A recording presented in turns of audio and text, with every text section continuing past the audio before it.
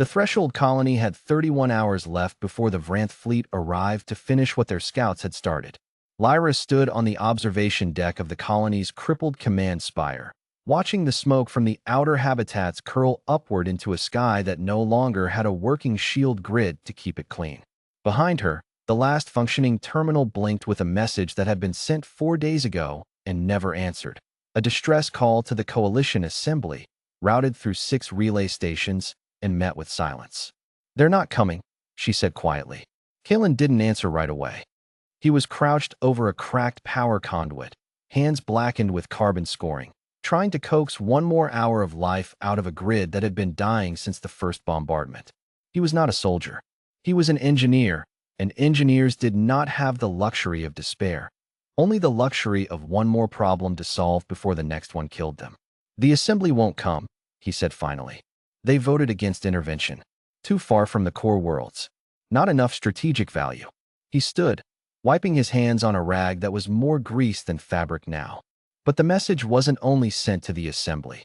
Lyra turned. "What do you mean?" "I mean I sent a second signal. 3 days ago.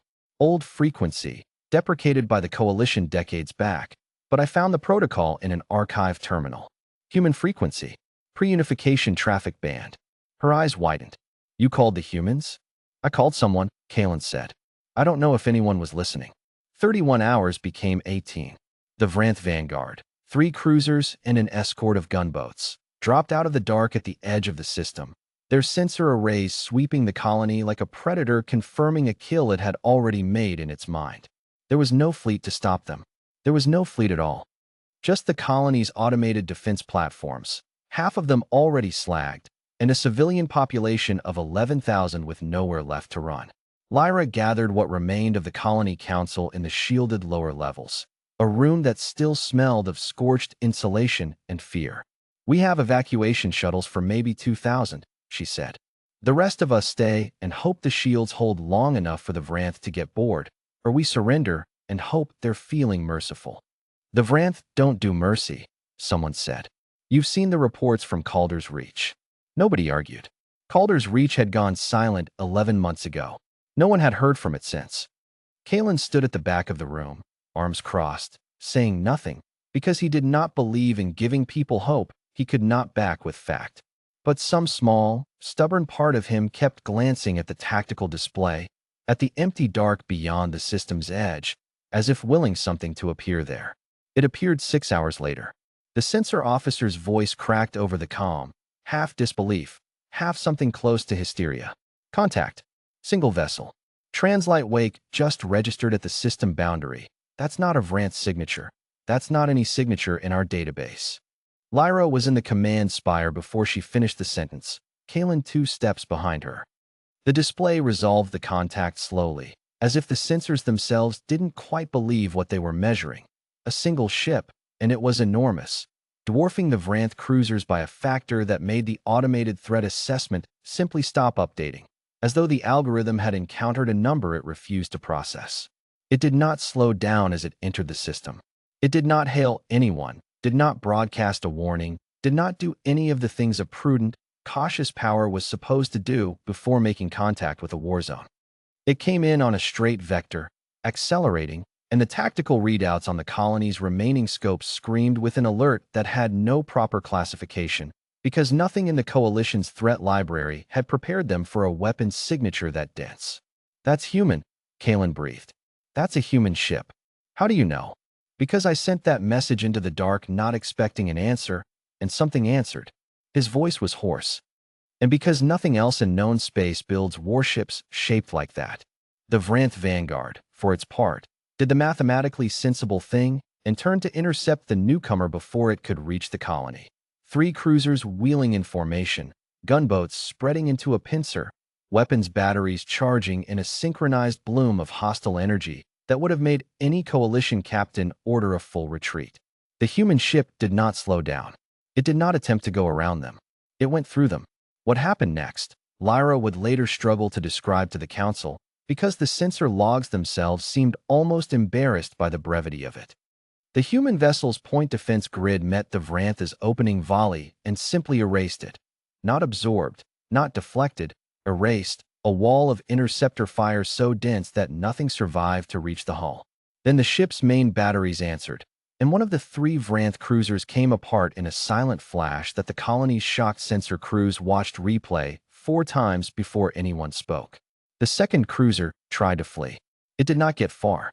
The gunboats broke formation entirely, scattering into the dark, and the human ship let most of them go, as if hunting them individually wasn't worth the fuel. 9 minutes. That was the entire engagement, start to finish. 9 minutes to unmake a force that had, 6 hours earlier, seemed like an unstoppable executioner's blade hanging over 11,000 lives. Colony Command. The human ship broadcast, and the voice that came through the speakers was calm in a way that felt almost surreal against the backdrop of the wreckage still cooling on the scopes. This is Captain Aldrin Voss of the Undying Ember, responding to a distress signal on deprecated frequency band 7. Apologies for the delay. That relay's older than my grandmother's boots, and it took us a minute to triangulate the source. You've got wounded. We've got medics. Tell us where to land. Lyra sat down heavily in the nearest chair, because her legs had stopped being reliable a moment ago. Kalen just started laughing, quiet, disbelieving, the laugh of a man who had spent 4 days convinced he'd wasted his last transmission on empty static, and who now had to reconcile that belief with the smoking wreckage of a fleet that, hours ago, had been counting down the minutes until his home stopped existing. In the days that followed, as the Undying Ember's medical shuttles ferried the wounded up from the colony's ruined lower districts, and its engineering crews began patching the shield grid with a casual competence that made Kalen feel like an amateur in his own field, Lyra found Captain Voss on the observation deck, looking down at the colony the way a man looks at something he's glad he arrived in time for. The Coalition Assembly said we weren't worth the resources, she said. The Coalition Assembly, Voss said, isn't the only ones listening on the old bands. He nodded toward the horizon, where 2 more contacts had just registered on approach, supply haulers, not warships, but human all the same. We don't have a vote and debate process for people are dying. Somebody screams into the dark, and if we hear it, we come. That's about the whole policy. Why? Voss considered the question longer than she expected. Because somebody didn't come for us.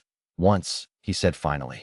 A long time ago, before the stars, back when it was just us and the whole planet was the distress call. We remembered how that felt. We decided we weren't going to be the reason someone else learned it too. Lyra looked out at the colony, scarred, burning in places still, but standing, full of people who would see tomorrow because of a message sent on a dead frequency in a ship that came anyway. Kalen, she said, you should hear this. But Kalen was already there, in the doorway, having heard every word, and for the first time in 4 days, he wasn't thinking about the next problem to solve. He was just watching the sunrise catch on the hull of a ship that had come howling out of the void when no one else would, and thinking that maybe, this once, hope hadn't been a luxury after all.